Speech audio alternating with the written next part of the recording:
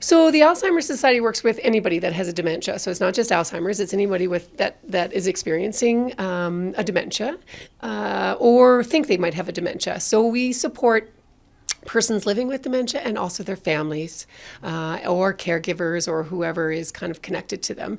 And we provide support and education. So we have support groups in various communities. Of course, with COVID, we're doing them online, but prior and hopefully post-COVID, we have them in communities. We have education sessions, so I do lots of education. So education can be, start ones would be just getting to know what dementia is, or a healthy brain, all the way to considering putting somebody into long-term care or dealing with grief and guilt around, someone, the whole process of the dementia journey. So a wide gamut of educations. We have a program called Minds in Motion. So pre-COVID, we were doing it at the community center here in Penticton, and that is social for people in the early stages with a partner. They come into the program and we have 45 minutes of fitness with a fitness instructor because we know that being healthy is really important, and we know that movement can really help engage a person with dementia to stay healthier. And then we have 45 minutes of mental stimulus and social interaction. So, which is really quite common for people just to really like to be together with other people that are experiencing the same thing. So currently now with COVID, we're doing it online. So we have an online Minds in Motion program. And so after COVID gone through, hopefully we'll have an in-person and an online to meet the needs of everybody across the province. We also do what's called a First Link program. So healthcare professionals, doctors, nurses, social workers, occupational therapists, they can refer somebody. So you go in and you say your wife, you think that she might have dementia and you're kind of trying to figure out what you're going to do. The healthcare provider will say, hey, do you mind if I refer you to the society? So we reach out because we know somebody that gets a diagnosis of a dementia might take a year to seek out our services, if at all. And so that's a long time where they're missing out on education, the opportunity to kind of prepare for the future and stuff like that. So so we have this First Link program where we're connecting in with healthcare professionals to refer people. And then we call them, at 3 months, 6 months, and then kind of every 6 months. They can call us anytime, but we're reaching out to them just to see how they're doing, if they've got questions or concerns, and to know that they have support. Common thing often on phones is like, I don't have anything, but I'm so happy that you're connecting with me and I feel supported. Or you have, you called just at the right time and you might spend a half an hour talking to them. Or it could be a day where, we're doing good. Life is going well. We're, thanks for that education and we're doing better. When I experience people that seek out our help, it changes their lives. And I often describe it, we see somebody with a broken hand and we'll say, here, can I help do this? I know you can't do that. When we see somebody with a broken mind, and really that's what's happening with dementia is a broken mind, we don't see that. We see the person that we've always seen, so we have expectations of them.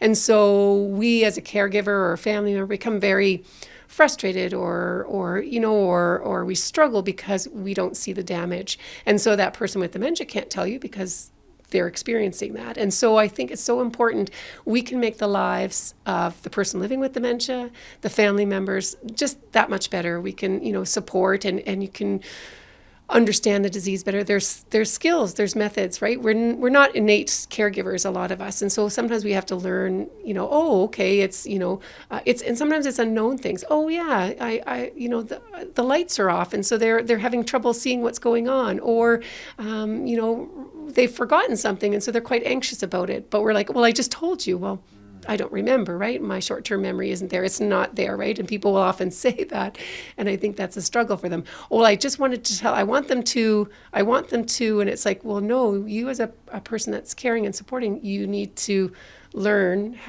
what you need to do, not what you expect them to do, because they don't have that capacity. You can't expect somebody with a broken hand to write a letter.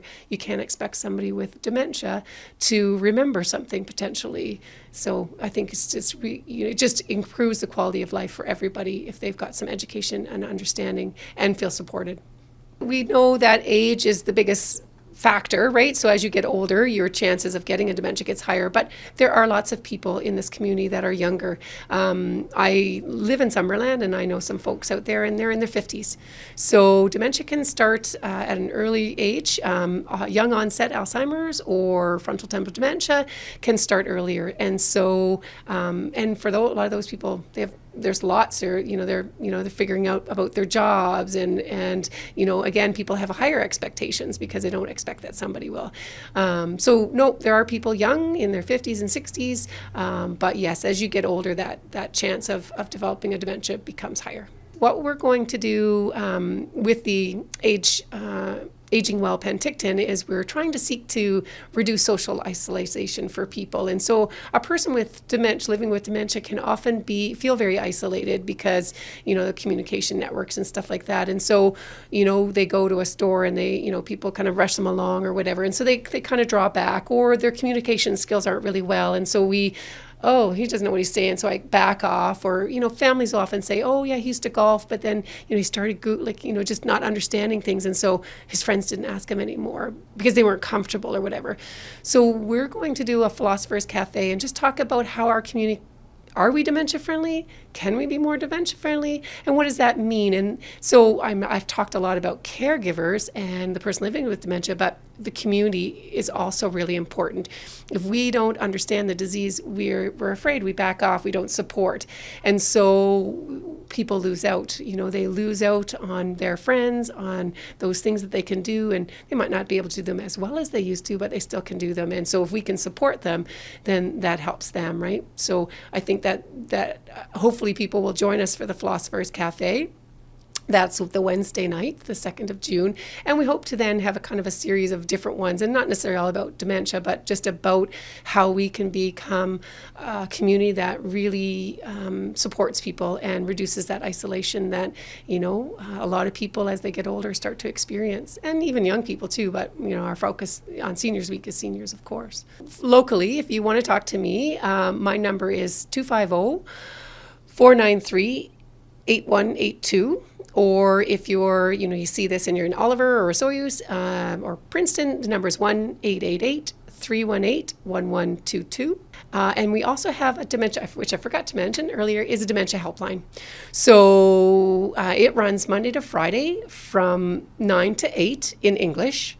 So you can call into that number, and, if you've got a pressing question, or you just, where do I get started? We have the gamut to where do I get started to I'm really having trouble, or, I want to register for something. So that number is 1-800-936-6033. When you see a person living with dementia that comes to a Minds in Motion program, and it's they lighten up, they feel comfortable, they feel included, and you can see their care person hug and connect with another person that's also caring with somebody living with dementia. They have unspoken words. You don't have to explain everything. They feel comfortable.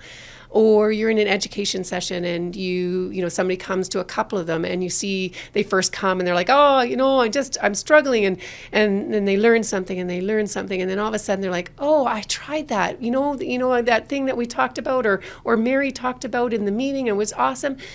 All of a sudden, their experience changes. It's a hard journey, but all of a sudden it's a little easier, right? They're not battling. They're able to think about things. They can step back and go, oh, okay, if I do it this way, this might improve things. So all of a sudden everybody's life's a little bit better.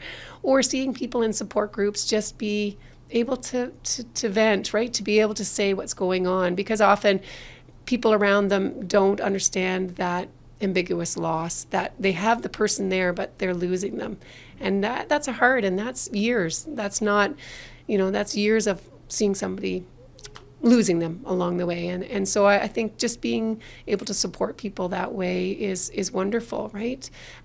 Because it impacts us, right? When we, caregivers get very impacted, and their health deteriorates if they don't have those supports or that education, right? And we want to keep everybody in our community healthy and happy and doing the best they can with what they've got.